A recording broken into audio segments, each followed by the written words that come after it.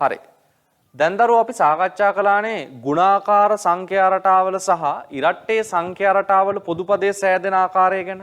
දැන් අපිට තියෙන්නේ ඊළඟට ඔත්තේ සංඛ්‍යා සහ සමචතුරස්‍ර සංඛ්‍යා ත්‍රිකෝණ සංඛ්‍යා කියන විශේෂිත සංඛ්‍යා රටා වර්ගවල කොහොමද පොදු පදය හැදෙන්නේ කියලා හොයාගන්න. හරි. එහෙනම් දැන් බලන්න දැන් මේ කතා කරන්න හදන කොටස ඉස්සෙල්ලා වගේ නෙමේ ටිකක් වෙනස් කොටසක්. ඒ හින්දා හොඳට බලා ගන්න. හරි. රයිට්. දාගන්න මුලින්ම අනුමාත්‍රිකාවක් අපි ගමු ඔත්තේ සංඛ්‍යා රටාව. ඔත්තේ සංඛ්‍යා රටාව. ඔත්තේ සංඛ්‍යා රටාව. හරි. දාගන්නකො මාතෘකාව ඔත්තේ සංඛ්‍යා රටාව කියලා.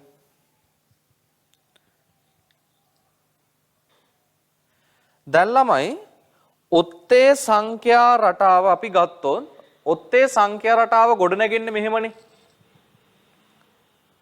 1 3 5 7 9 ඔය විදිහටනේ. හරිද? ඒතර ඔත්තේ සංඛ්‍යා කියලා අපි හැඳින්වුවේ මොනවටද?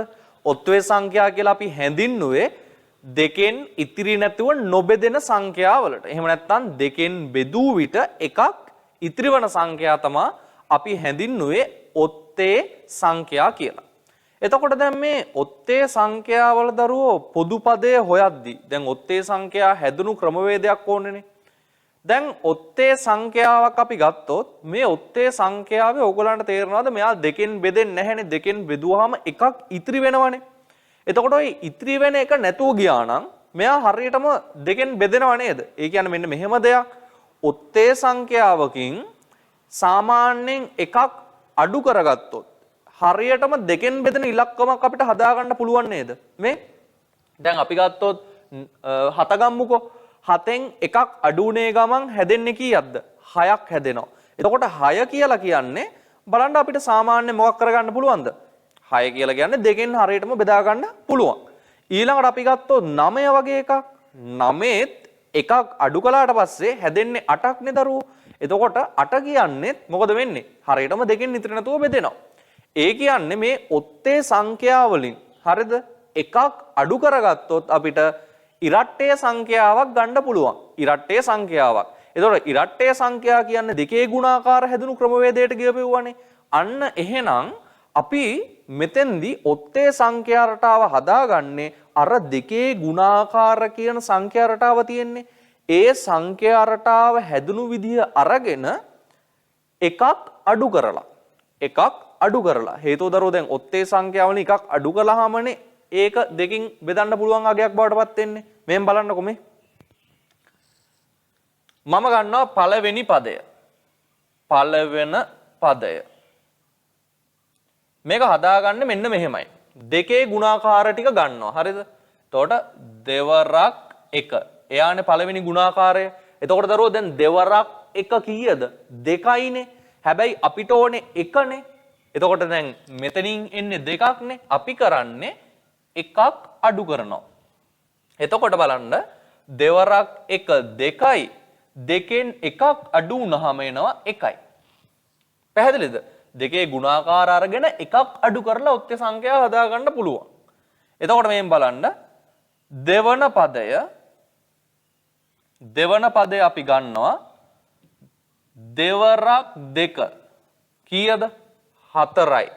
අපිට ඕනේ 3ක්නේ. මොකද කරන්නේ? එකක් අඩු කරනවා. එතකොට දෙවරක් 2 4යි. 4ෙන් එකක් අඩු වුණාම කීයද? 3යි. ඊළඟට අපි ගන්නවා තුන්වන පදය. තුන්වන පදය. එතකොට තුන්වෙනි පදේ එන්නේ කොහොමද? දෙවරක් 3 6යි. 6ෙන් මොකද වෙන්නේ? එකක් අඩු වෙනවා. එතකොට 6ෙන් එකක් අඩු වුණොත් කීයද? 5යි. ඊළඟට අපි ගන්නවා හතරවන පදය. හතරවන පදය. එතකොට හතරවෙනි පදේ එන්නේ කොහොමද? දෙවරක් 4 කියලා එනවා. දෙවරක් 4. එතකොට දෙවරක් 4 8යි. අන්න 8ෙන් එකක් අඩු වෙනවා කීයද? 7යි. දැන් පැහැදිලිද? මේ ඔත්තේ සංඛ්‍යා කියන වදරෝ අපිට බොහොම පහසුවෙන් ගන්න පුළුවන් මොකක් කරලාද? දෙකේ ගුණාකාර ටික අරගෙන ඒ දෙකේ ගුණාකාර වලින් එකක් අඩු කරලා. එහෙනම් දැන් ඔය විදිහට අපි ගන්නවා n වන පදය. n වන පදය අපි ගත්තොත් එහෙම කොහොමද එන්න ඕනේ? දෙවරක් දැන් මේ එක නම් දෙවරක් එක, දෙක නම් දෙවරක් දෙක, තුන නම් දෙවරක් තුන, හතර නම් දෙවරක් හතර. එහෙනම් n නම් දෙවරක් n සහ එයාගෙනුත් අඩු වෙන්න ඕනේ කීයක්ද? එකක්. එතකොට දරුවෝ දැන් ඉස්සෙල්ලා ඉගෙන ගත්තනේ දෙවරක් n වල උත්තරේ 2n. එතකොට 2n ගෙන් එකක් අඩු වෙනවා. එතකොට අපි කියනවා 2n ඍණ 1 කියලා. 2n ඍණ 1. අන්න එතකොට අපි ගන්නවා පොදු පදය කාගේද? ඔත්තේ සංඛ්‍යාවල. ඔත්තේ සංඛ්‍යාවල පොදු පදය අපි ගන්නවා 2n ඍණ 1 කියලා.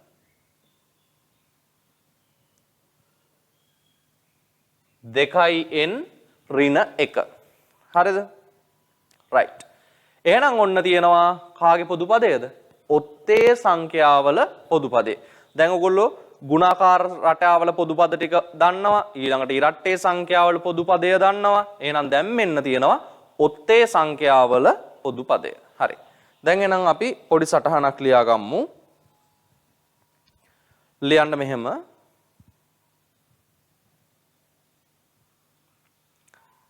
ඉස්සෙල්ලාම ඔත්තේ සංඛ්‍යා රටාව කියලා දාලා ඔත්තේ සංඛ්‍යා රටාව ලියා ගන්නකො. 1, 3, 5,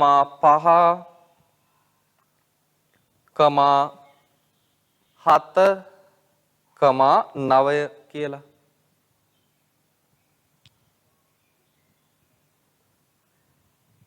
හරි නේද? right. දැන් තරුවක් දාලා ලියන්න මෙහෙම. දෙකෙන් බෙදූ විට දෙකෙන් බෙදූ විට දෙකෙන් බෙදූ විට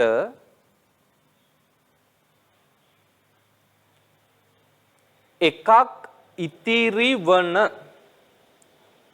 දෙකෙන් බෙදූ විට එකක් ඉතිරි වන. එකක් ඉතිරි වන. එකක් ඉතිරි වන සංඛ්‍යා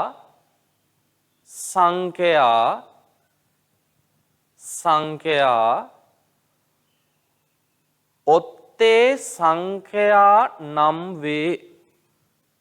සංඛ්‍යා ඔත්තේ සංඛ්‍යා නම් වේ.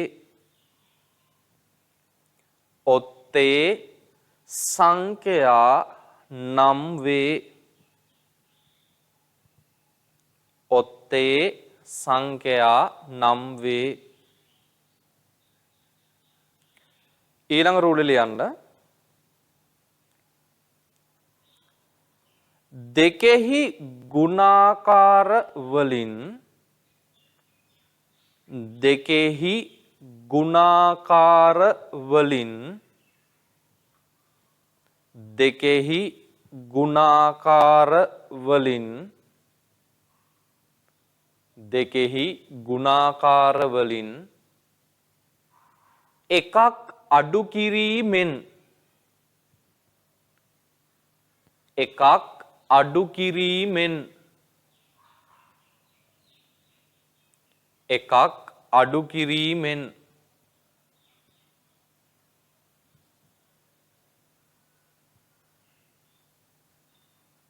ඔත්තේ සංඛ්‍යා ඔත්තේ සංඛ්‍යා ඔත්තේ සංඛ්‍යා ලබාගත හැක. ඔත්තේ සංඛ්‍යා ලබාගත හැක. ඔත්තේ සංඛ්‍යා ලබාගත හැක.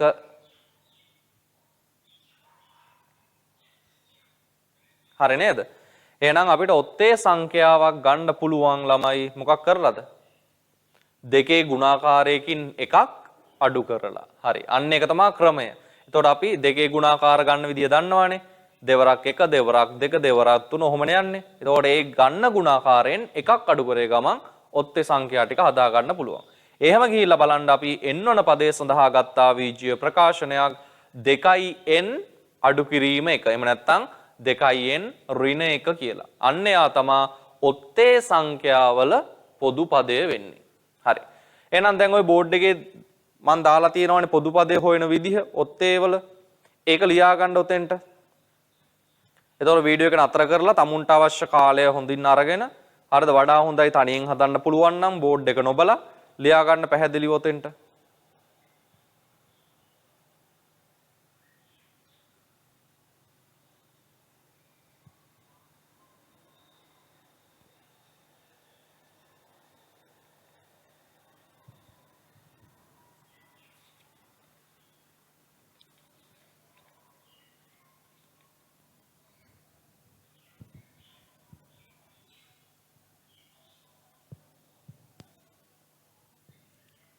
right.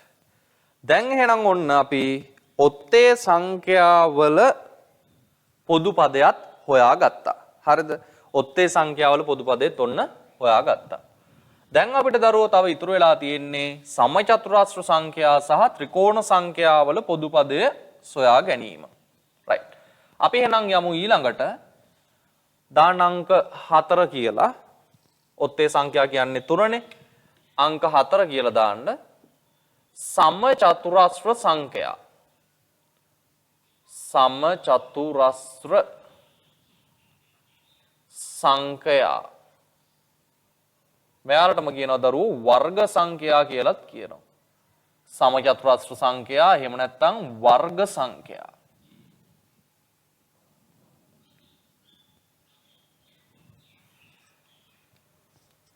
හරි. මතකයි නේද මේගොල්ලන්ව ඉගෙන ගත්තා ඉස්සෙල්ලා කොටසේදී. එතකොට මේ සමචතුරාස්‍ර සංඛ්‍යා එහෙම නැත්නම් වර්ග සංඛ්‍යා කියලාත් මේගොල්ලන්ට කියනවා. මේගොල්ලන් වලම් දරුවෝ මේ ලැබුණේ කොහොමද? ඔයගලන්ට මතක ඇති. යම් සංඛ්‍යාවක් එම සංඛ්‍යාවෙන්ම ಗುಣ කරලා නේද අපි මේගොල්ලන්ව හදාගත්තේ. එක් වරක් 1, දෙවරක් 2, තුන් වරක් 3 ඔය විදිහට නේද ආවේ. ඒ කියන්නේ මේගොල්ලන්ගේ දැන් සමචතුරාස්‍ර සංඛ්‍යා රටාව වෙන්නේ දරුවෝ මෙන්න මෙහෙම 1 4 9 16 25 ඔන්න ඔහොම යන රටාවක් තමා තියෙන්නේ සමචතුරාස්‍ර සංඛ්‍යාවලට. දැන් අපිට රටාව නෙමෙයිනේ වැදගත් වෙන්නේ මොකක්ද? අපිට වැදගත් පොදු පදය කවුද කියන එක. හරිද? දැන් අපි මේ වෙද්දි හොයාගෙන තියෙනවා ගුණාකාරවල දෙකේ ගුණාකාරවල නම් පොදු පදය 2n, තුනේ ගුණාකාරවල නම් 3n, හතරේ ගුණාකාර නම් 4n, පහේ ගුණාකාර නම් 5n. ඔහොම ඉතින් ගුණාකාර ඕන තරම් තියෙනවා. ඒ හැමෝගෙම ওই විදිහට තමයි එන්නේ. ඊළඟට ඉරට්ටේ සංඛ්‍යා කියන්නේත් 2n කියන පොදු පදයමයි දෙකේ ගුණාකාර තියෙන නිසා. දැන් ඉගෙන ගත්තා ටිකකට කලින් ඔත්තේ සංඛ්‍යාවල පොදු පදය කවුද? 2n ඍණ 1 කියලා. දැන් අපි ඉගෙන ගන්න යන්නේ දරුවෝ සමචතුරාස්‍ර සංඛ්‍යාවල පොදු පදය. දැන් සමචතුරාස්‍ර සංඛ්‍යාවක් අර ඉස්සෙල්ලා කිව්වත් වගේ මම හැදෙන්නේ යම් සංඛ්‍යාවක් එයාගෙන්ම ಗುಣ වෙලා. මේ බලන්න. 1 හැදුනේ කොහොමද? එක් වරක් 1කින්. 4යි කියන්නේ දෙවරක් 2. එතකොට 9 කියන්නේ 3 වරක් 3. 16 කියන්නේ 4 වරක් 4. 25 කියන්නේ 5 වරක් 5. ඔහොමනේ හැදෙන්නේ. එතකොට දැන් මම ගත්තොත් එහෙම මේ කොටසේ පළවන පදය පළවෙනි පදය ගත්තොත් පළවෙනි පදේ එහෙනම් හැදිලා තියෙන්නේ කොහොමද? 1 කියන අගය හැදිලා තියෙන්නේ 1 1ෙන් ಗುಣ වෙලා. ඒ කියන්නේ එක් වරක් 1 කියන විදිහට තමයි හැදිලා තියෙන්නේ. එතකොට දරුවෝ එක් වරක් 1ෙන් තමයි හැදුනේ කීයද? 1යි කියලා. එතකොට දෙවන පදය හැදුනේ කොහොමද මේ රටාවේ? දෙවන පදය හැදුනේ කොහොමද? දෙවරක් 2කින්. දෙවරක් දෙක කීයද? 4යි. ඊළඟට තුන්වෙනි පදය හැදුනේ. තුන්වෙනි පදය. තුන්වෙනි පදය හැදුනේ කොහොමද? 9 කියන කෙනා 3 වරක් 3ෙන්. 3 වරක් 3 කීයද? 9යි. එතකොට 16 හැදුනේ. ඒ කියන්නේ 4 වන පදය හැදුනේ කොහොමද? 4 වෙනි පදය හැදිලා තියෙන්නේ 4 වරක් 4ෙන්. 4 වරක් 4 16යි. අන්න එහෙනම් දැන් අපි දන්නව නේද මේ සංඛ්‍යා රටාව හැදුණු විදිහ කොහොමද හැදිලා තියෙන්නේ? එම සංඛ්‍යාව එම සංඛ්‍යාවෙන්ම ಗುಣ වෙලා.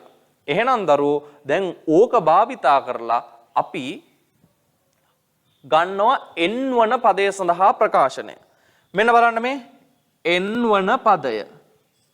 n වන පදය. එතකොට එක නම් එක් වරක් එක, දෙවනියා නම් දෙවරක් දෙක, තුන්වෙනියා නම් තුන් වරක් තුන, හතරවෙනියා නම් හතර වරක් හතර. ඔය රටාවට n නම් n ගුණ කිරීම n. n ගුණ කිරීම n කියන එක දරුවෝ එන වීජ්‍ය ප්‍රකාශනය අපි ලියන්නේ බලයක් විදිහට. දර්ශක මතකයි නේද? දෙවතාවක් ගුණ වෙනවා නම් දෙවෙනි බලයක් විදිහට ලියන්න පුළුවන් නේ. අපි මේක ලියනවා මෙහෙම n බල දෙක. n බල දෙක. m බල දෙක එහෙම නෙමෙයි ඈ. n බල දෙක. එහෙනම් අන්න එනවා සමචතුරස්‍ර සංඛ්‍යාවල පොදු පදය. සමචතුරස්‍ර සංඛ්‍යාවල පොදු පදය කවුද? n දෙවන බලය. නැත්නම් n බල දෙක. තව කියනවා අපි n වර්ගය කියලාත් ඕකට කියනවා. හරි. දෙවෙනි බලයට කියන්නේ වර්ගය කියලානේ. හරිද? ඒ හින්දා n වර්ගය කියලාත් කියන්න පුළුවන්. ඔන්න ඕක තමයි කාගේ පොදු පදයද? සමචතුරස්‍ර සංඛ්‍යාවල පොදු පදය. ඔන්න එහෙනම් තව කෙනෙක් ඕගොල්ලන්ට එකතු වුණා. රයිට්. අපි ලියාගමු සටහනක් දැන්. ලියන්න මාතෘකාව සමචතුරස්‍ර සංඛ්‍යා එහෙම නැත්නම් වර්ග සංඛ්‍යා කියලා. ලියලා සංඛ්‍යා රටාව ලියා ගන්න. මම මේ ලියලා තියෙන්නේ. ඔන්න ඔය සංඛ්‍යා රටාව උතෙන්ට ලියා ගන්න.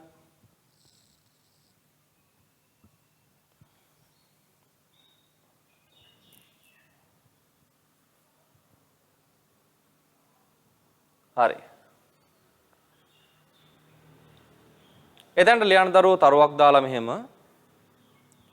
යම් සංඛ්‍යාවක්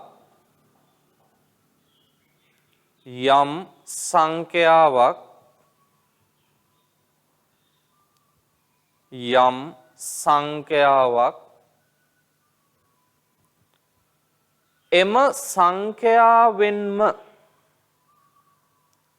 යම් සංඛ්‍යාවක් එම සංඛ්‍යාවෙන්ම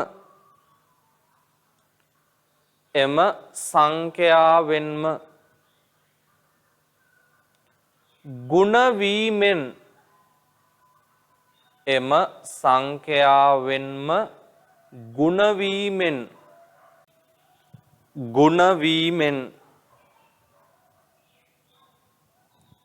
ගුණ වීමෙන්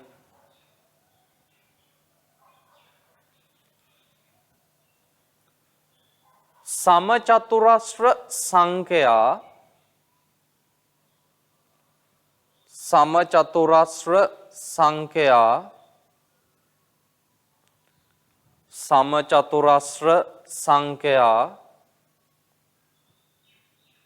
සෑදේ.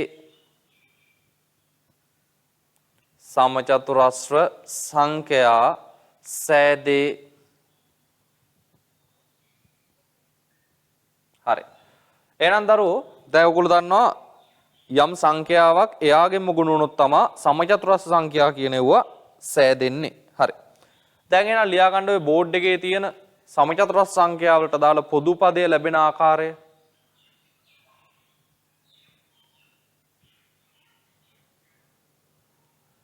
ඉතින් ඕක ලියද්දි දරුවෝ අවශ්‍ය කාලය ගන්න වීඩියෝ එක නතර කරලා තමුන්ට අවශ්‍ය කාලය අරන් ලස්සනට ඕක ලියලා ඊළඟ කොටසත් එක්ක එකතු වෙන්න.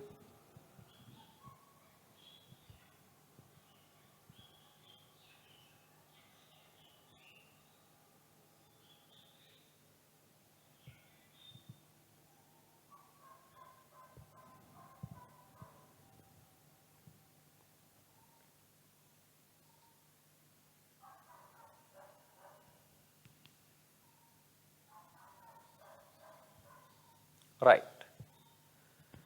දැන් එහෙනම් ඔන්න අපි සමචතුරස්‍ර සංඛ්‍යා ගැනත් කතා කළා. දැන් ඕගොල්ලෝ දන්නවා එහෙනම් සමචතුරස්‍ර සංඛ්‍යාවල පොදු පදය ගන්නෙ කොහොමද කියලා. අපි ඊළඟට අවසාන වශයෙන් අපිට කතා කරන්න තියෙන කෙනා කතා කරමු දරුවෝ. ඒ තමයි ත්‍රිකෝණ සංඛ්‍යා තමයි කතා කරන්න තියෙන්නේ. එහෙනම් දාන්න පස්වෙනි මාතෘකාව විදිහට ත්‍රිකෝණ සංඛ්‍යා. ත්‍රිකෝණ සංඛ්‍යා 5 ත්‍රිකෝණ සංඛ්‍යා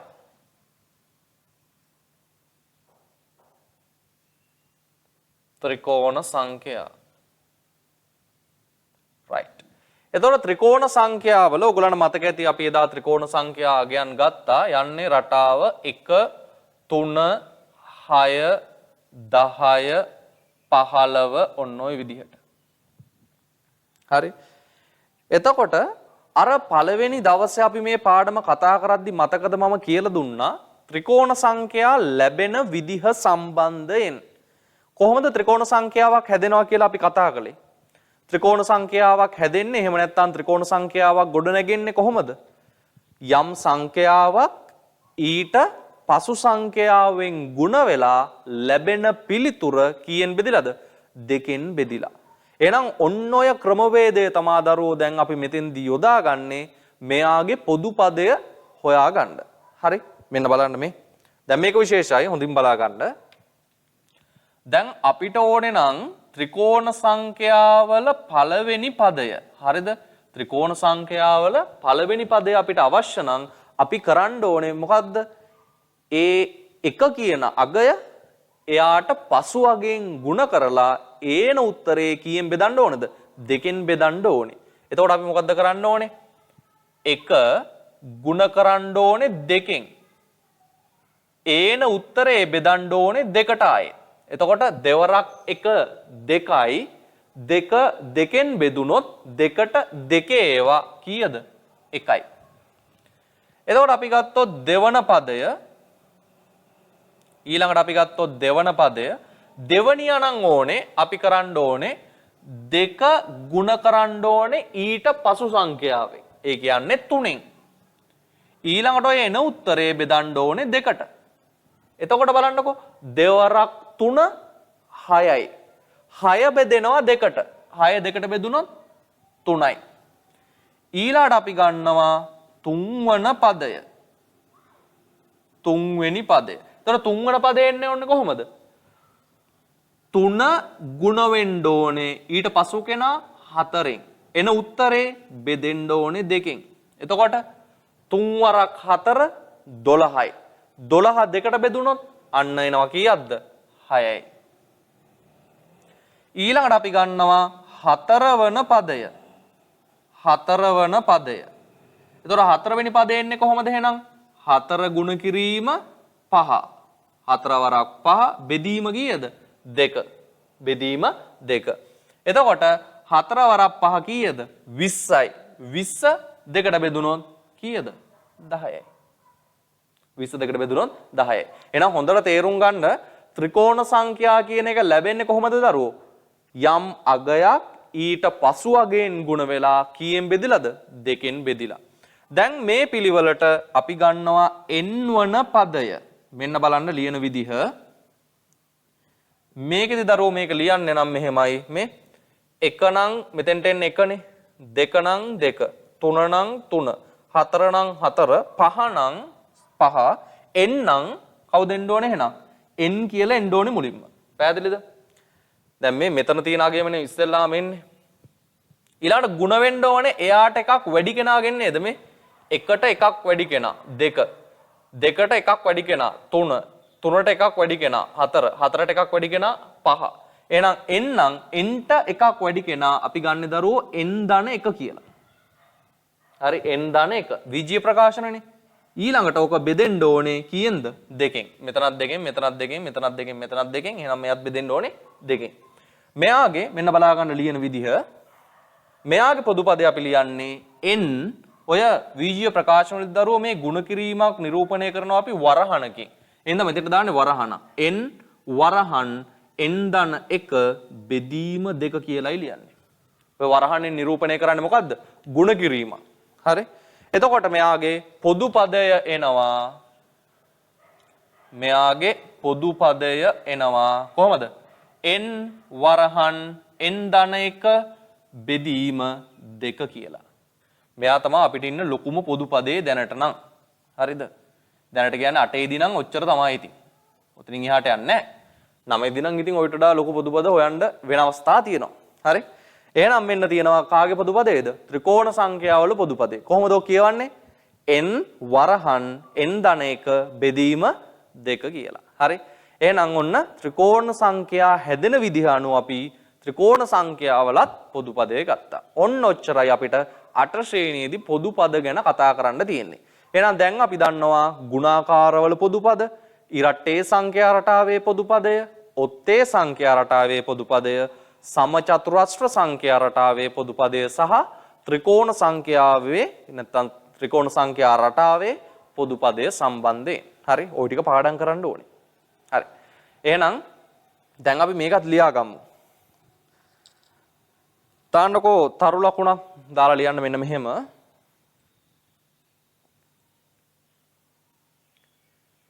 කිසියම් සංඛ්‍යාවක්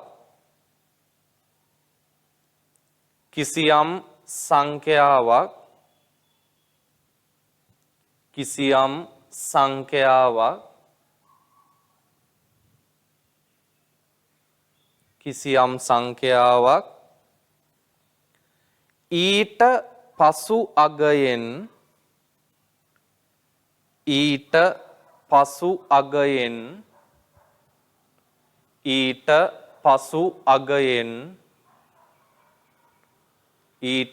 අගයෙන් ගුණ කර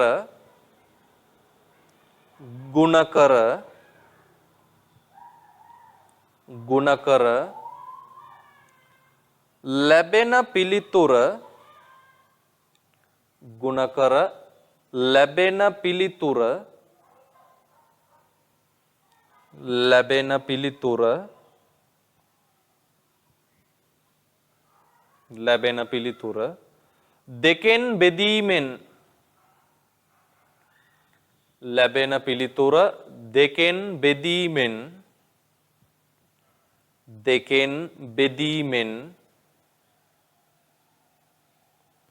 දෙකෙන් බෙදීමෙන්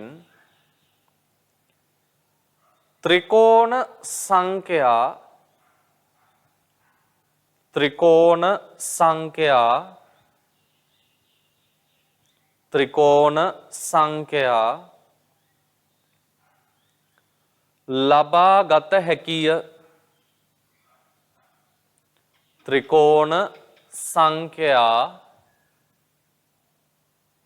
ත්‍රිකෝණ සංඛ්‍යා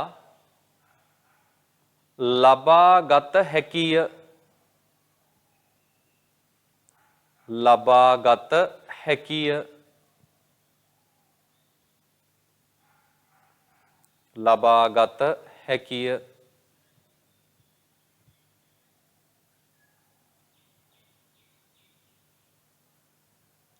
හරි. දැන් ඔන්න තියෙනවා දරුවෝ එහෙනම් බෝඩ් එකේ ත්‍රිකෝණ සංඛ්‍යාවලට අදාළ පොදු පදය හොයන විදිහ ගැන. හරි.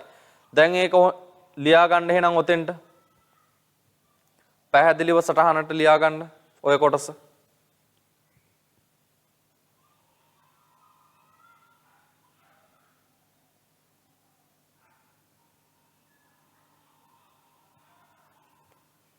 දැන් අවශ්‍ය වෙලාව ගන්න දරුවෝ වීඩියෝ එක නතර කරලා අවශ්‍ය වෙලාව අරගෙන ලියා ගන්න.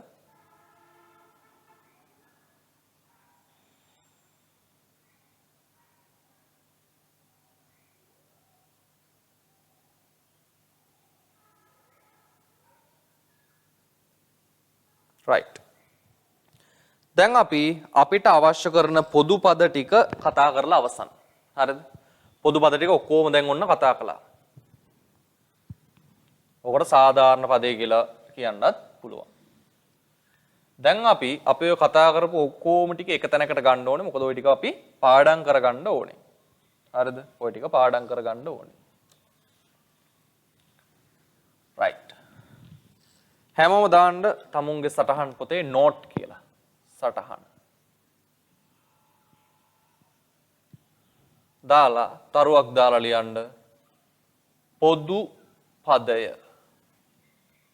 පොදු පදය එහෙම නැත්නම් සාධාරණ පදය. පොදු පදය එහෙම නැත්නම් සාධාරණ පදය.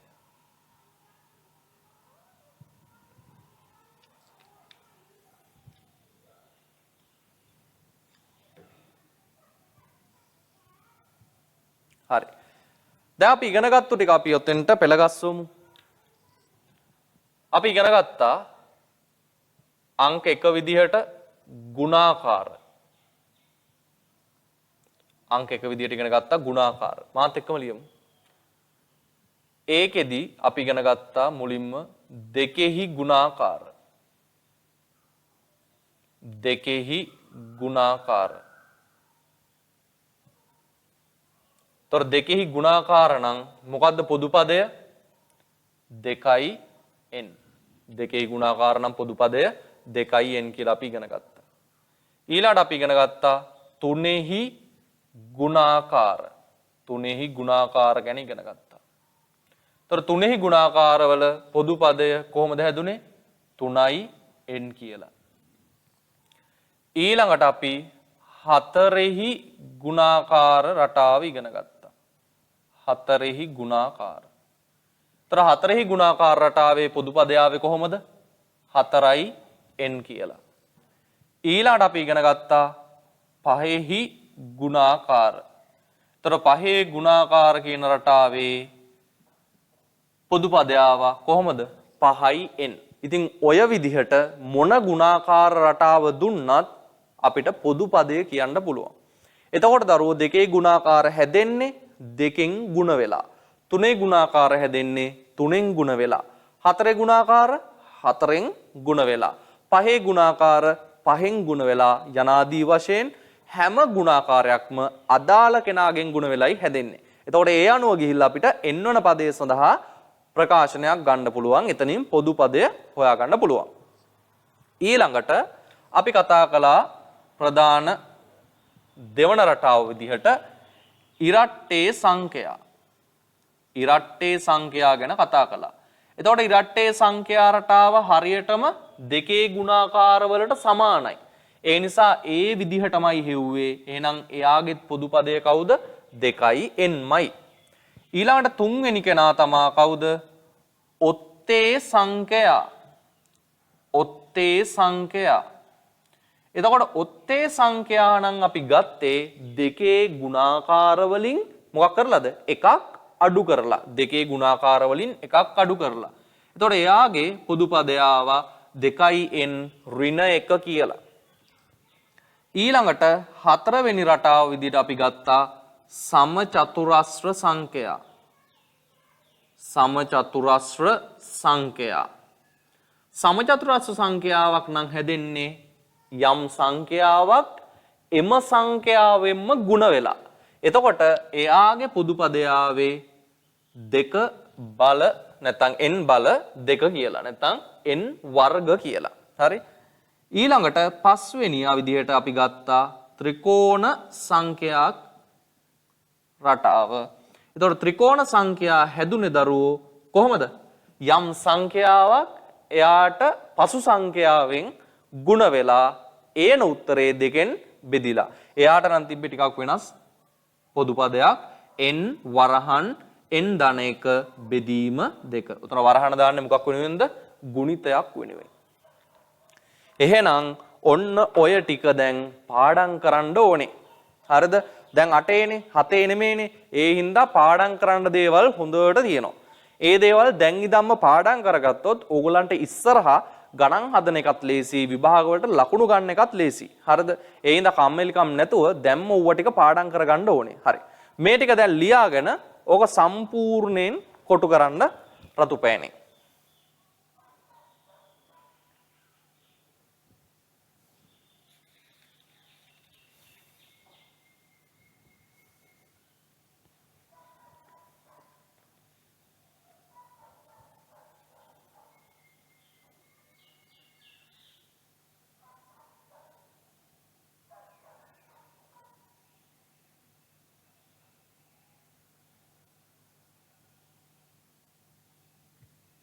හරි.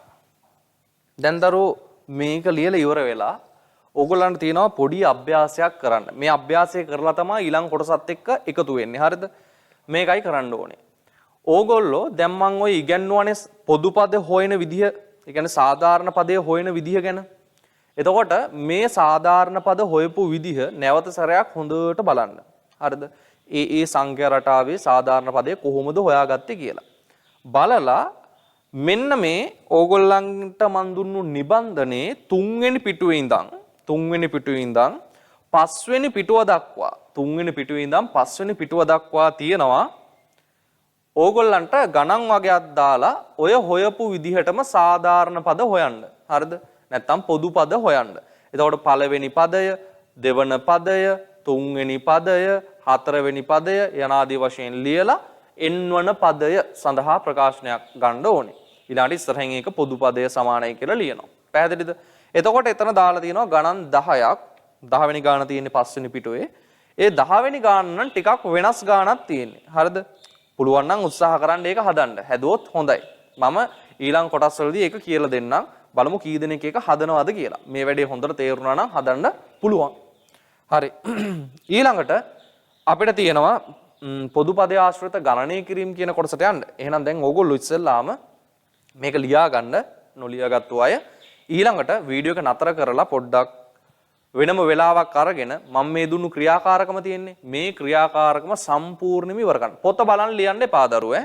පොත බලන් ලියලා වැඩක් නැහැ. ඒකට නෙමෙයිනේ අපි ඉගෙන ගන්නවා කියන්නේ. ඒ හින්දා මුලින්ම හොඳට බලා ගන්න උගන්වපු කොටස් ටික බලලා tamunට දැන් තනියෙන් ගොඩනගා ගන්න පුළුවන් වෙන්න ඕනේ. විභාගයකට දුන්නොත් එහෙම අනිවාර්යෙන් පුළුවන් වෙන්න ඕනේ ගාන හදා ගන්න. ඒ නිසා ඔන්න තනියෙන් දැන් ගණන් ටික හදන්න ඕනේ. හරි. දැන් එහෙනම් මේක ලියාගෙන ඊළඟට ඔයගලන්ට දුන්නු ක්‍රියාකාරකම ඉක්මනින් කරලා ඊළඟ කොටසත් එක්ක සම්බන්ධ වෙන්න. right. දැන් පටන් ගන්න.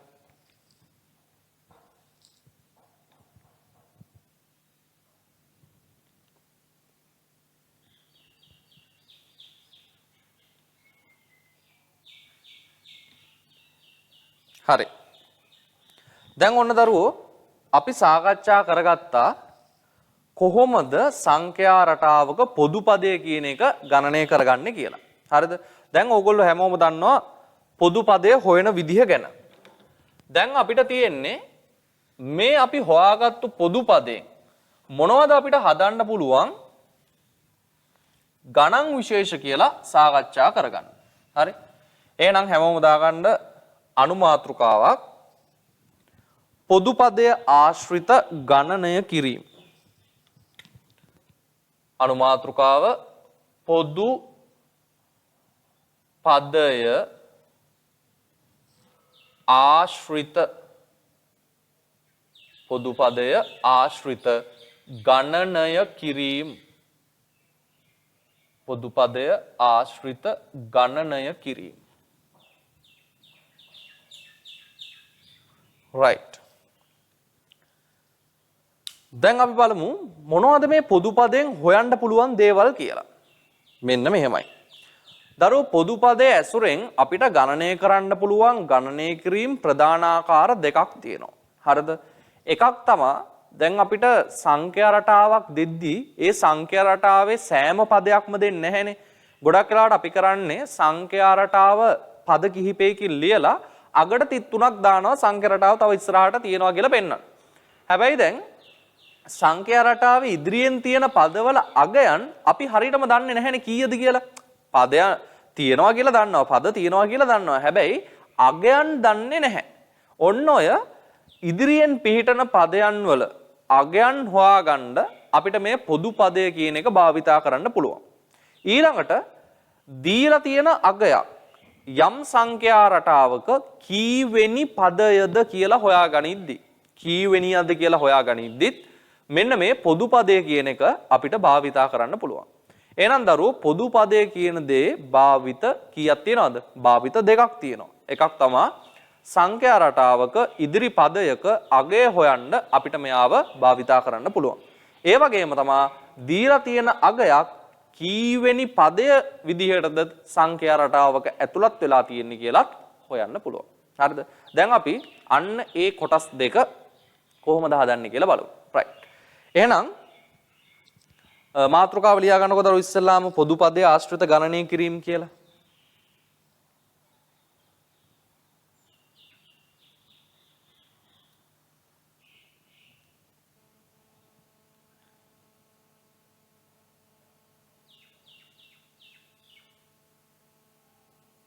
හරි නේද? ලියා ගන්න ඒක යටතේ මෙන්න මෙහෙම පොඩි විස්තරයක් මුලින්ම තරුවක් දාලා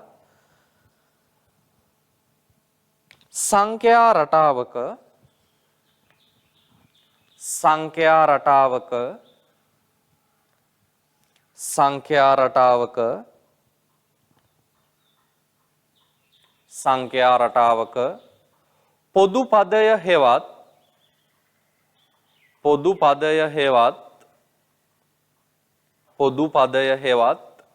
සාධාරණ පදය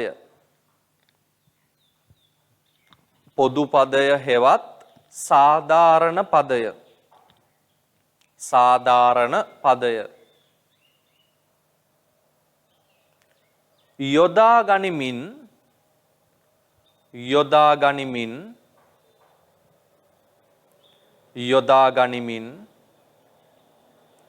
සිදු කළ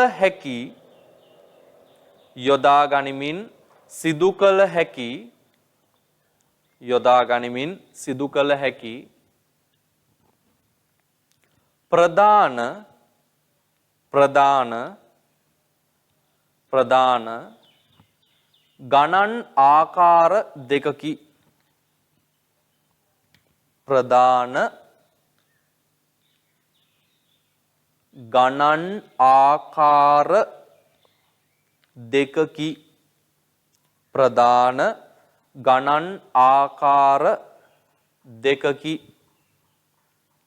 ප්‍රධාන ගණන් ආකාර දෙකකි.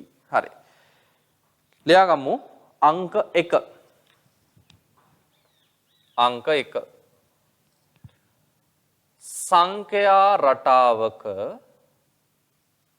සංඛ්‍යා රටාවක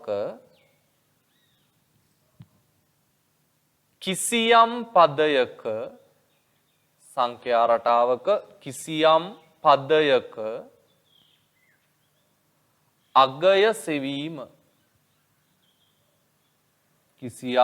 පදයක අගය සෙවීම ලියාගන්න මාතෘකාව.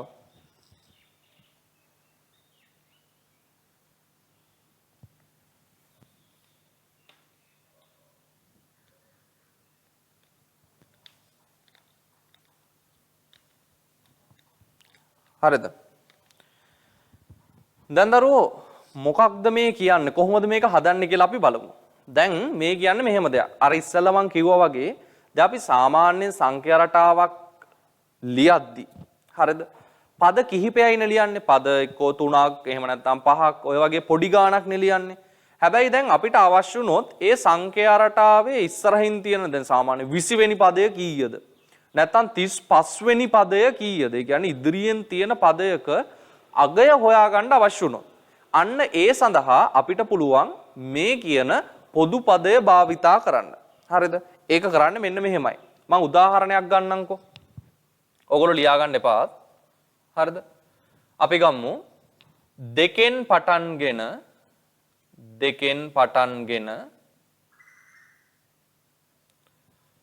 ආරෝහණ පිළිවෙලට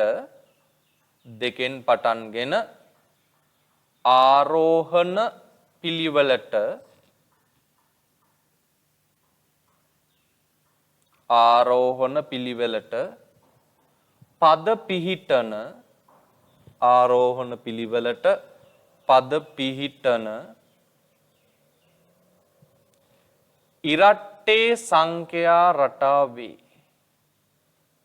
ඉරට්ටේ සංඛ්‍යා රටාවේ 15 වෙනි පදය සොයන්න කියලා අපිට ගාණක් දෙනවා. 15 වෙනි පදය සොයන්න. හරි. දැන් බලන්නකො ළමයි මේ ගාණ. මේක අපිට කියනවා දෙකෙන් ආරම්භ වෙලා. දැන් ඔයගොල්ලෝ දන්නවනේ සංඛ්‍යා රටාවක් නම් යම්කිසි අගයකින් ආරම්භ වෙන්නේ. හරි. ඒතර දෙකෙන් පටන්ගෙන ආරෝහණ පිළිවෙලට පද පිහිටි. සාමාන්‍ය සංඛ්‍යා රටාව කියන්නේ කුඩා එකේ ඉඳන් විශාලයකටනේ අඩු වෙනේවා තමයි අනිත් පැත්තට එන්නේ. දැන් මේ කියන්නේ ආරෝහණ පිළිවෙලට පද පිහිටන ඉරට්ටේ සංඛ්‍යා රටාවේ. හරිද? ඉරට්ටේ සංඛ්‍යා රටාවේ 15 වෙනි පදය හොයන්නලු. එතකොට දැන් සාමාන්‍යයෙන් දරුවෝ අපිට සංඛ්‍යා රටාව ලියාගෙන ගිහිල්ලා 15 වෙනියව හොයාගන්න පුළුවන්. හැබැයි ගොඩාක් දුර ලියන්න වෙනවනේ. ඒක එහෙම නොලියා අපිට පුළුවන් පොඩි ගණනය කිරීමක් කරලා ටක් ගාලා ඔය මේ 15 වෙනි පදයේ අගය හොයාගන්න. ඒකට කරන්නේ මෙහෙම දෙයක්. අපිට කියන සංඛ්‍යා රටාව තියෙනවනේ. අන්න ඒ සංඛ්‍යා රටාවේ දරුවෝ අපි කරන්නේ ගන්නවා පොදු පදය. හරිද? ඒ සංඛ්‍යා රටාවේ පොදු පදය ගන්නවා. එතකොට දැන් අපිට කියන සංඛ්‍යා රටාව මෙතෙන්දී ඉරට්ටේ සංඛ්‍යානේ. අපි ගන්නවා ඉරට්ටේ සංඛ්‍යාවල පොදු පදේ. කවුද පොදු පදය? 2n. හරි 2n.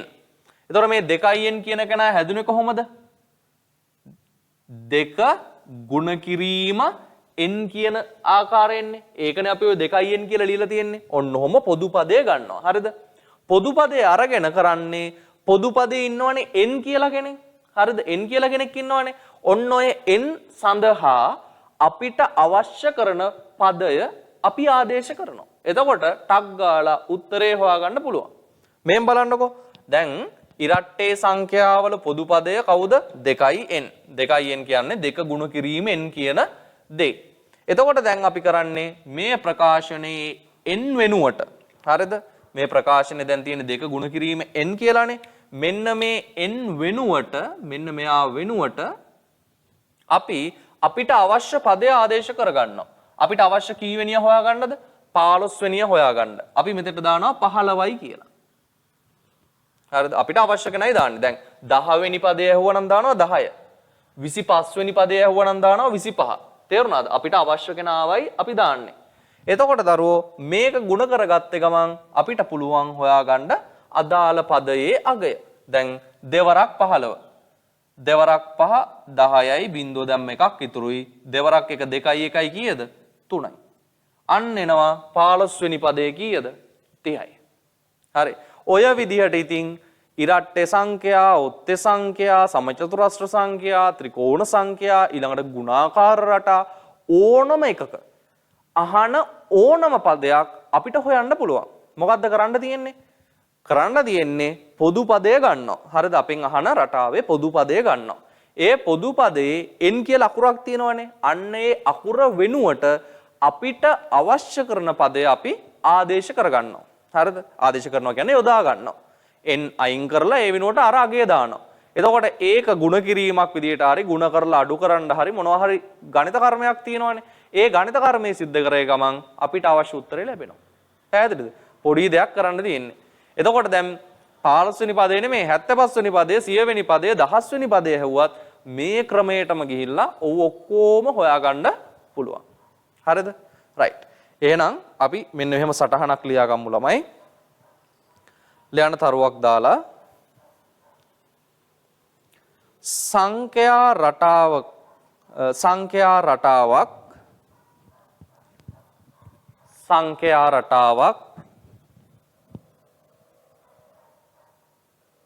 සංඛ්‍යා රටාවක්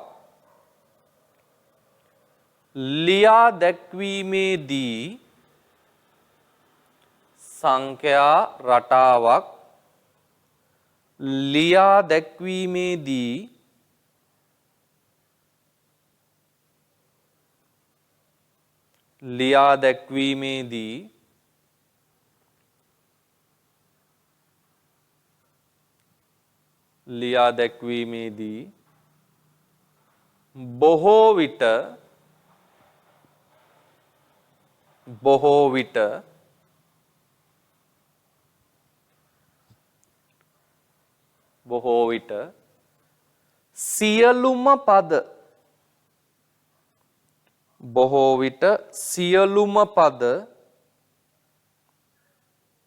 බොහෝ විට සියලුම පද ලියා දැක්විය නොහැක. බොහෝ විට සියලුම පද ලියා දැක්විය නොහැක. ලියා දැක්විය නොහැක.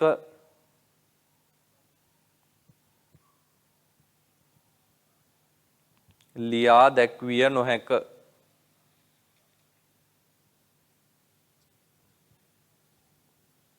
ඊළඟ රූල් ලියන්න.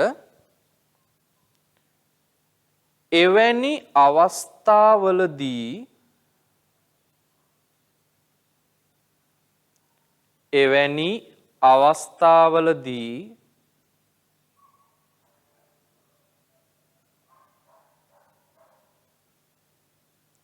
එවැනි අවස්ථාවලදී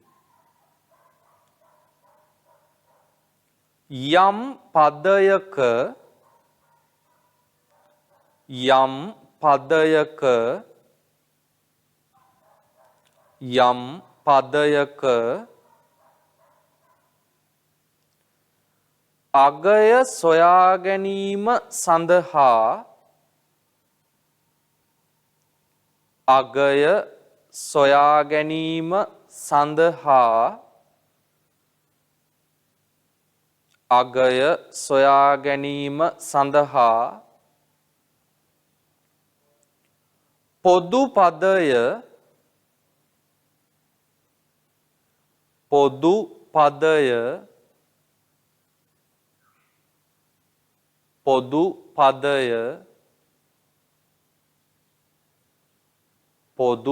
පදය භාවිතා කළ හැකිය. පොදු පදය භාවිතා කළ හැකිය. පොදු පදය භාවිතා කළ හැකිය.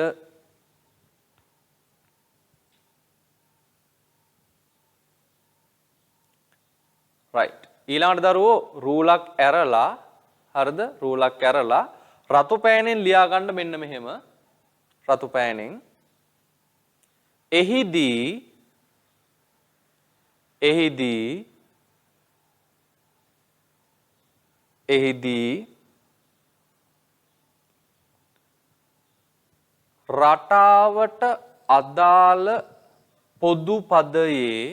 එහිදී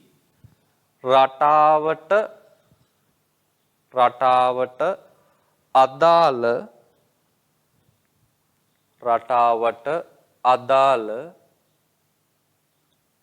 පොදු පදයේ රටාවට අදාළ පොදු පදයේ n සඳහා simple n සඳහා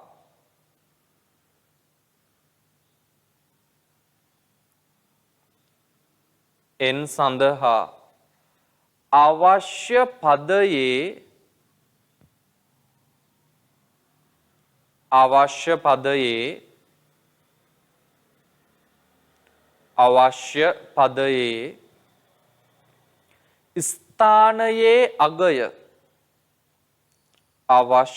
පදයේ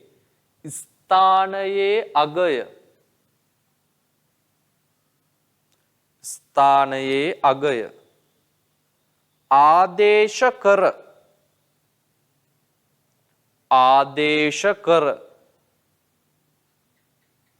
ආදේශ කර පිළිතුර ලබාගත හැකිය. ආදේශ කර පිළිතුර ලබාගත හැකිය.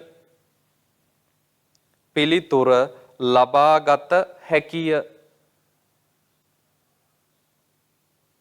පිළිතුර ලබාගත හැකිය. එහෙනම් අපි කරන්නේ මොකද්ද? අපිට දීලා තියෙන ප්‍රශ්නය ඇතුළත් සංඛ්‍යා රටාවට ගැලපෙන පොදු පදය ගන්නවා. හරිද? දැන් මෙතන නම් ඉරට්ටේ සංඛ්‍යාවල පොදු පදය තමයි අවශ්‍ය වෙන්නේ. ඊළඟට දරුවෝ කරන්නේ n වෙනුවට අපිට අවශ්‍ය පදය තියෙනවානේ. අන්නේ පදයේ ස්ථානීය අගය. ඒ කියන්නේ ස්ථානයේ අගය. කියන්නේ 15 වෙනි පදේ නානේ. ඒ කියන්නේ 15 වෙනි ස්ථානනේ. 15 වෙනි ස්ථානය. අන්නේ අගය අපි යොදනවා. ආදේශ කරනවා. එතකොට අපිට පුළුවන් ඒ පදයේ අගය ඔන්න ඔය විදිහට හොයාගන්න. හරි. පළවෙනි උදාහරණය කියලා ඔක ලියා ගන්න. පළවෙනි උදාහරණය.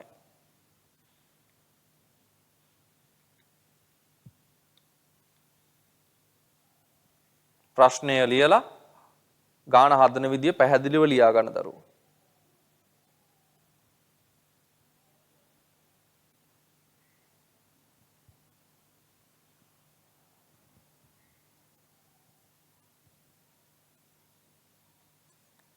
right. හරි නේද?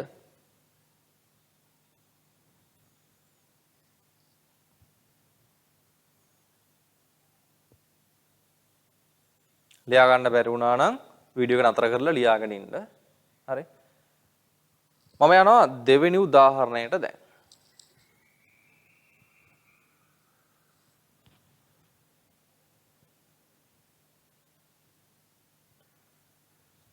මම මේක චුට්ටක් මෙන්න වෙනස් කරගන්නම්කෝ. ඕන්න මට නම් ලේසි ඈ. හරි. දැන් ඕගොල්ලෝ මං කියනකොට ලියා ගන්න ඕනේ. දාගන්න ළමයි උදාහරණ අංක 2. උදාහරණ අංක 2. ලියන්න උදාහරණ අංක 2ට මෙන්න මෙහෙම. අපි ලියමු ගම්මු මෙන්න මෙහෙම එකක්. 3න් පටන්ගෙන 3න් පටන්ගෙන 3න් පටන්ගෙන ආරෝහණ පිළිවෙලට 3න් පටන්ගෙන ආරෝහණ පිළිවෙලට ආරෝහණ පිළිවෙලට ආරෝහණ පිළිවෙලට පද පිහිටන ආරෝහණ පිළිවෙලට පද පිහිටන පද පිහිටන පද පිහිටන තුනෙහි ගුණාකාර තුනෙහි ගුණාකාර තුනෙහි ගුණාකාර රටාවේ තුනෙහි ගුණාකාර රටාවේ තුනෙහි ගුණාකාර රටාවේ 12 වෙනි පදය සොයන්න 12 වෙනි පදය සොයන්න 12 වෙනි පදය සොයන්න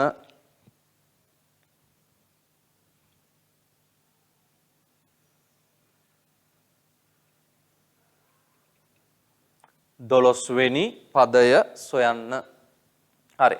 දැන් අපි හැමෝම එකටම ගාන හදාගෙන යමු දරුවෝ. හරි. දැන් මොකද්ද කරන්න ඕනේ? ඉස්සෙල්ලාම බලන්න ඕනේ අහන රටාව. දැන් අහන්නේ මොකක්ද? තුනෙහි ගුණාකාර රටාව. එතකොට දැන් තුනෙහි ගුණාකාර රටාවේ ඊළඟට අපි ගන්නවා පොදු පදය. මොකද්ද පොදු පදය?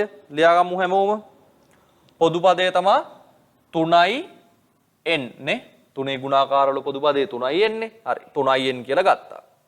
ඊළඟට මේකේ මොකද්ද මේ සඳහන් වෙන්නේ 3n කියන එකේ? 3 ගුණ කිරීම n කියලා ඔය සටහන් වෙලා තියෙන්නේ. මතකයි නේද? 3 ගුණ කිරීම එන්නේ 3n කියලා අපි ලිව්වේ. දැන් අපි කරන්නේ ඊළඟට මෙන්න මේකේ n සඳහා අපිට අවශ්‍ය කරන පදයේ ස්ථානය අපි ආදේශ කරගන්නවා. මේ අපිට අවශ්‍ය කරන්නේ 12 වෙනි පදය. ඒ කියන්නේ 12 වෙනි ස්ථානයේ තියෙන පදයනේ. එහෙනම් අපි n වෙනුවට දානවා කීයයි කියලාද? 12යි කියලා දානවා. පැහැදිලිද? එහෙනම් දැන් මේක ගුණ කළේ ගමන් උත්තරය ලැබෙනවා. 3 වරක් 12 කීයද? 36යි. ඒ කියන්නේ දරුවෝ තුනේ ගුණාකාර රටාවේ 12 වෙනි පදය 36. හරි නේද? 3 වරක් 12 කීයද? 36යි. එහෙනම් ඔය වගේ දීලා තියෙන මොකද්ද? සංඛ්‍යා රටාවට ගැලපෙන පොදු පදය ගන්නවා. හරිද? ඊළඟට ඒකේ n වෙනුවට අපිට අවශ්‍ය කරන ස්ථානයේ අගය දානවා. එතකොට ලැබෙනවා පදයේ අගය කීයද කියලා. හරි. අඩුපාඩු තියෙනවා නම් හදා ගන්න දැන්.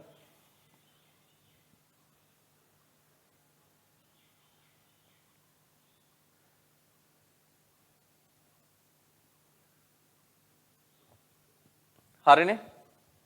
right. ඊළඟට එහෙනම් දාන්න තුන්වෙනි උදාහරණය කියලා. තුන්වෙනි උදාහරණය. තුන්වෙනි උදාහරණය. තුන්වෙනි ගාන ලියන්න මෙන්න මෙහෙම වෙනස් ගානක් ගමු. එකෙන් පටන්ගෙන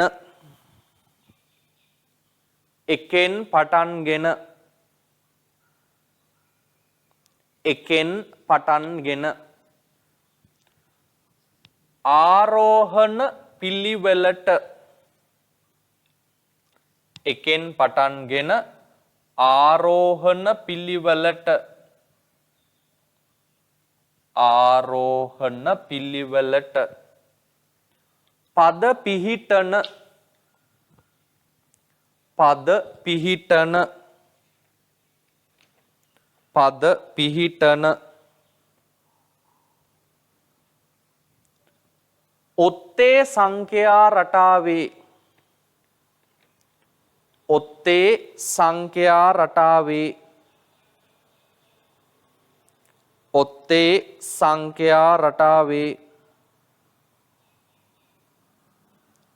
ඔත්තේ සංඛ්‍යා රටාවේ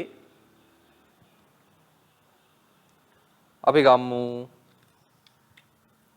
10 වෙනි පදය සොයන්න. ඔත්තේ සංඛ්‍යා රටාවේ 10 වෙනි පදය සොයන්න. 10 වෙනි පදය සොයන්න. 10 වෙනි පදය සොයන්න. හරි. දැන් ඔන්න ඕගොල්ලෝ ඉස්සලා ගාන හදන්න. මම උදව් දෙනවා. හරි. ඊළඟට මම ගාන හදනවා. හරි. අහන්නේ මොන රටාව ගැනද? ඔත්තේ සංඛ්‍යා රටාව ගැනනේ. හරි. ඔත්තේ සංඛ්‍යා රටාවේ පොදු පදේ ලියන්න දැන් උතෙන්ට. ඔත්තේ සංඛ්‍යා රටාවේ පොදු පදය. ලියුවද? බලන්න හරිද කියලා. මොකද්ද පොදු පදය? 2n ඍණ 1. දැන් ඕකේ අදහස ලියා ගන්න. 2n කියන එකේ අදහස තමයි මොකද්ද? 2 ගුණ කිරීම n. මතකයි නේද ඔත්තේ සංඛ්‍යා හැදෙන විදිය? 2න් ගුණ වෙලා මොකද වෙන්නේ? එකක් අඩු වෙනවා. 2n ඍණ 1. හරිද? ඊළඟට මොකද කරන්නේ? අවශ්‍ය පදය ආදේශ කරගන්නවා. අවශ්‍ය පදය. ତොර අවශ්‍ය පදය තමයි n සඳහා කීයද අපිට ඕන පදේ? 10 වෙනි පදයයි ඕනේ. එහෙනම් n සඳහා දානවා 10යි කියලා. හරි 10යි.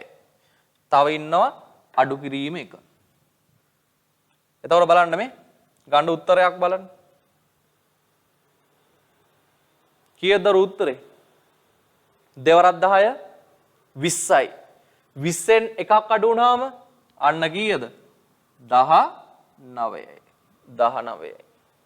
එහෙනම් ඔත්තේ සංඛ්‍යා රටාවේ 10 වෙනි පදය කීයද? 19යි. 10 වෙනි පදය 19යි. පැහැදිලිද? දැන් මෙතන හැම විටම වෙන්නේ දරුවෝ පොදු පදය ගත්තා. අවශ්‍ය කෙනාගේ ස්ථානයේ අගය අර n වෙනුවට දැම්මා. ඊළඟට සුළු කරගත්ත ගමන් උත්තරේ ලැබෙනවා කීයද කියලා. හරි. අපි ගමු උදාහරණාංක 4. උදාහරණාංක 4. උදාහරණාංක 4. ලියන්න එකෙන්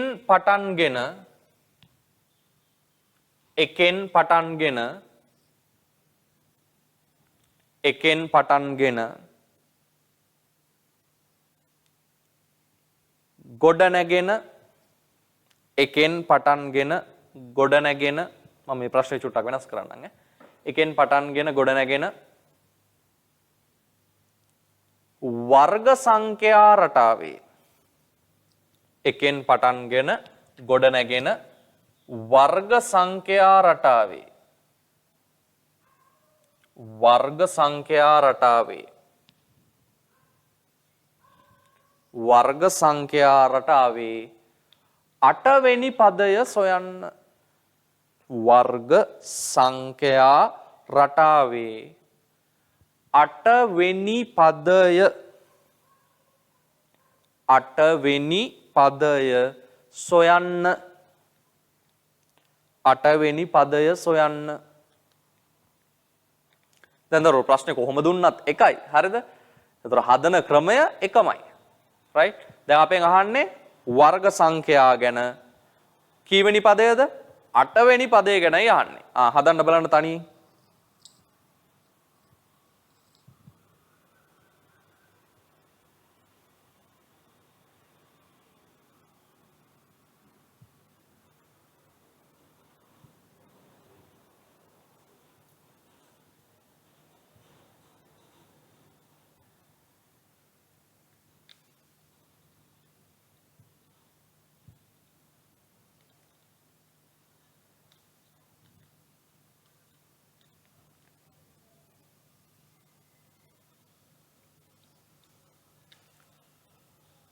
හරිද?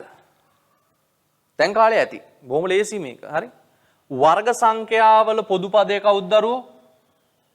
n බල 2. n බල 2. n බල 2 කියන එකේ අදහස මොකක්ද? කොහොමද ඕක හැදුනේ? n ගුණ කිරීම n ගෙන්. n ගුණ කිරීම n ගෙන්. දැන් මොකද කරන්නේ? අපිට අවශ්‍ය අගය අපි n ට දානවා. ඒතර අපිට ඕනේ කාවද? 8 වෙනි පදයනේ. අපි මෙන්න මේකේ n වෙනුවට දානවා 8යි කියලා. එතකොට මෙහෙන් බලන්න මේ මෙතනත් n වෙනුවට දානවා 8, මෙතනත් n වෙනුවට දානවා 8. එතකොට එනවා 8 වරක් 8. හරිනේ? සමචතුරාර්ය සංඛ්‍යාව හැදෙන්නේ එම සංඛ්‍යාව එම සංඛ්‍යාවෙන්ම ගුණ වෙලා. එතකොට 8 වරක් 8 උත්තරේ එනවා කීයද? 64යි. උත්තරේ එනවා 64යි. හරි. දැන් මේක තනියෙන් හදාගත්තා නම් මේ ගාන බොහොම හොඳයි. හරිද? හරියටම වැඩේ තේරලා තියෙනවා. right. අපි යමු අන්තිම උදාහරණයට. උදාහරණ අංක 5. ලියන්න. එකෙන් පටන්ගෙන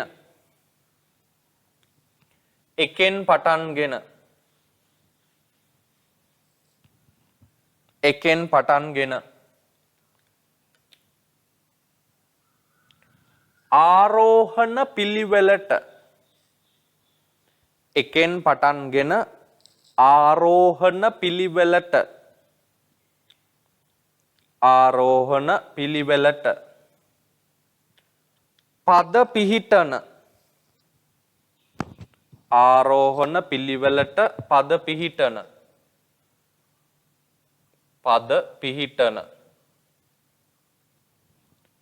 ත්‍රිකෝණ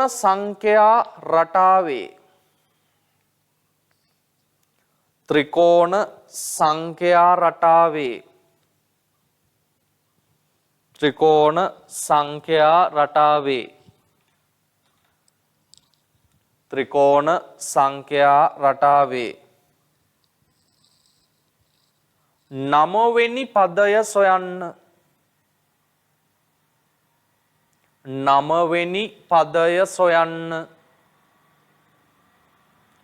නවවෙනි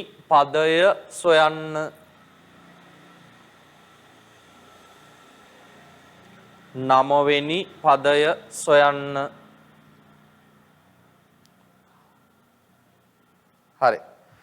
දැන් මේක නම් ටිකක් මේ පොදු පදය වෙනස්නේ. ඒ නිසා මං කියලා දෙන්නම් දරුවෝ දැන් බලා ගන්න. දැන් අපි ගන්නවා පොදු පදය. පොදු පදය තමයි මොකද්ද?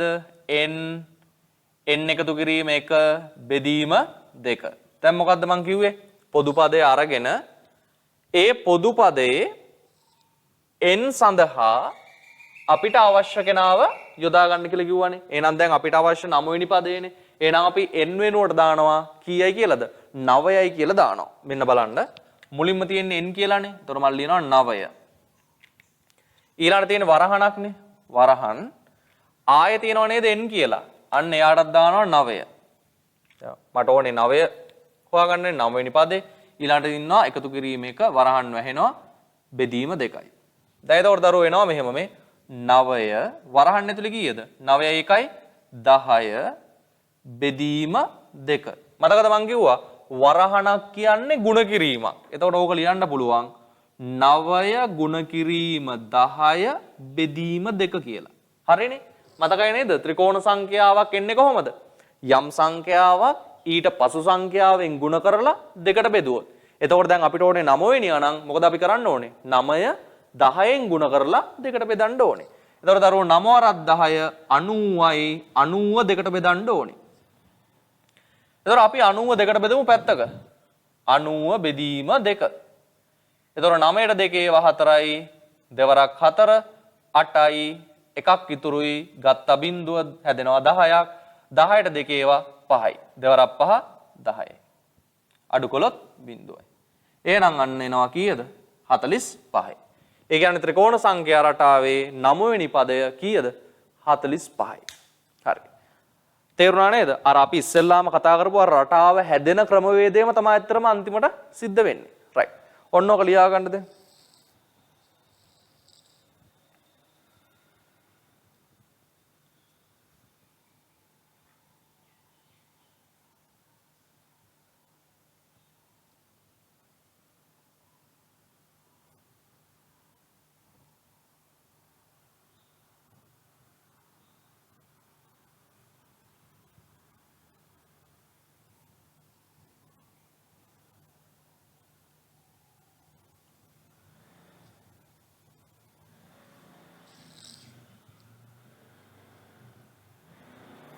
හරි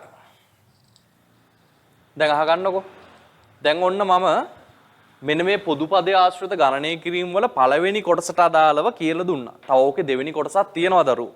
හැබැයි දැන් අපි මේ වෙද්දිත් පැය දෙකකට වඩා වැඩි කාලයක් ගණන් කතා කරලා තියෙනවානේ මේක තුල. එතකොට දැන් ඔයිට වඩා කතා කළොත් මට නිකන් වැඩි වගේ හිතෙනවා ඕගොල්ලන්ට දවසකට අදාළව. හරි. ඒ නිසා අද කොටස අපි උතරින් නතර කරගමු. ඕක ඊළඟ කොටස මම ඊළඟ දවසේ කතා කරලා එදාට අපිට කතා කරන්න තියෙන්නේ පරිමිතිය කියන පාඩම බොහොම ලේසි පාඩමක්. එදා මේක ඉවර කරන්න පුළුවන්. හරිද? ඒ නිසා අපි මේ ඊළඟ කොටස ලබන සතියේ තියාගමු. පොඩි කොටසක් තියෙන්නේ අතරම. හරි. එතකොට දැන් ඕගොල්ලෝ මේක ලියා ගන්න මම දෙන්නම් කාලය. මෙතනින් මම ගියාට පස්සේ ආයේ මේක ලියා ගන්න පුළුවන් බෝඩ් එකේ තියෙනවා. ඕගොල්ලෝ ওই කොටස් ටික අවසානයේ අවසාන අභ්‍යාසයේ විදියට හදන්න ඕනේ අද දවසේ අවසාන අභ්‍යාසයේ විදියට පිටු අංක 6න් පටන් ගන්න හතරවෙනි අභ්‍යාසයට අදාළව දාලා තියෙන ගණන් 10. හරිද? හතරවෙනි අභ්‍යාසයට අදාළව දාලා තියෙන ගණන් 10 උතෙන්ට හදන්න ඕනේ. පැහැදිලිද? අන්න ඒ ටික හදන්න. එතකොට සංඛ්‍යා රටා පාඩමේ මේ විදි 95ක් විතර ඉවරයි දරුවෝ. තව පොඩි කොටසක් තියෙන්නේ. ඒකත් දැන් කතා කළොත් එහෙම මේ ගොඩාක් දීර්ඝ වෙනවා ගොඩක් වෙලාවට පැය දෙකමාර 3ක් විතර වෙන්නත් පුළුවන්. හරිද? මේ කියන්නේ ඔයගොල්ලන්ට දෙන වැඩත් එක්ක එන කාලය. ඒ නිසා අපි ඒක චුට්ටක් ලබන සතියට තියාගමු නැත්නම් හරියට ඕලු වලට යන්නේ නැහනේ. හරිද? ලොකු වෙලාවක් එක දිගට කරන්න බෑනේ. ඒ නිසා. හරි. එහෙනම් අපි ලබන සතියේ කතා කරමු මේ ඉතිරි කොටස. දැන් එහෙනම් ওই දුන්නු අභ්‍යාසය සම්පූර්ණ කරගන්න මේ කොටස ලියාගත්ත නැති කට්ටිය මේ කොටස ලියා ගන්න. හරි? රයිට්. එහෙනම් අපි එන සතියේ මේ පාඩමේ අවසාන කොටස සහ පරිමිතිය කියන පාඩම එක එකතු වෙමු. ඒ ටික සාකච්ඡා කරමු.